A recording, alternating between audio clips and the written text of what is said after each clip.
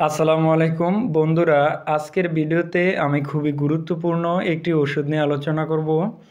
আজকের ভিডিওতে আমি যে ওষুধটি নিয়ে আলোচনা করব, ওষুধটির নাম হচ্ছে রোলাক এমডিটি। এটি রেনাটা ফার্মাসিউটিক্যালের কেটোরুলা গ্রুপের একটি ওষুধ। Rolac MDT 10 milligram. এই ওষুধটি কারা খেতে পারবে, কারা খেতে পারবে না, এটি গর্ভকালীন এবং মাতৃদুগ্ধ দানকালে খাওয়া যাবে কিনা, খাওয়ার নিয়ম কি, এর সুবিধা অসুবিধা, বর্তমান বাজার মূল্য ও এর পার্শ্ব প্রতিক্রিয়া সহ বিস্তারিত আলোচনা করব আজকের ভিডিওতে। তাই না টেনে পুরো ভিডিওটি দেখুন। প্রথমে আমরা আলোচনা করব ওষুধটির ফার্মাকোলজি সম্পর্কে।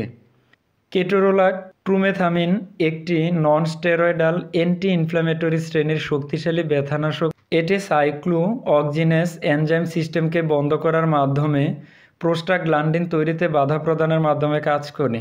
ব্যথানাশক মাত্রায় এটি সামান্য পরিমাণ প্রদাহ বিরোধী কার্যকারিতাও দেখায়। এখন আমরা জানব ওষুধটি কোন সমস্যায় খাওয়া যাবে। এটি মূলত অস্ত্রোপচার পরবর্তী সময়ে মাঝারি থেকে তীব্র মাত্রার ব্যথা নিরাময়ে স্বল্প সময়ের জন্য ব্যবহৃত হয়।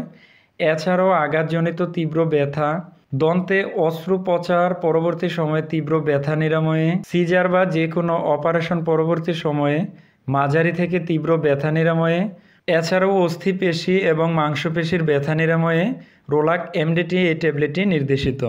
এখন আমরা জানব ওষুধটির সেবনবিধি সম্পর্কে। প্রাপ্তবয়স্ক রোগীর ক্ষেত্রে প্রতিদিন একটি করে ট্যাবলেট 2 বার, রোগের মাত্রা বেশি হলে 3 বার পর্যন্ত খাওয়া যাবে। ওষুধটি অবশ্যই ভরা পেটে খেতে হবে এবং কিডনি রোগীর ক্ষেত্রে সাবধানতা অবলম্বন করতে হবে। এখন আমরা জানব ওষুধটি গর্ভকালীন এবং মাতৃদুগ্ধ দানকালে খাওয়া যাবে কি না। গর্ভকালীন ও মাতৃদুগ্ধ দানকালে ওষুধটি না খাওয়াই ভালো, তবে অতি প্রয়োজন হয়ে পড়লে ডাক্তারের সাথে পরামর্শ করে খেতে হবে। তো বন্ধুরা, প্রতিটি ওষুধের কিছু না কিছু পার্শ্ব প্রতিক্রিয়া থাকে।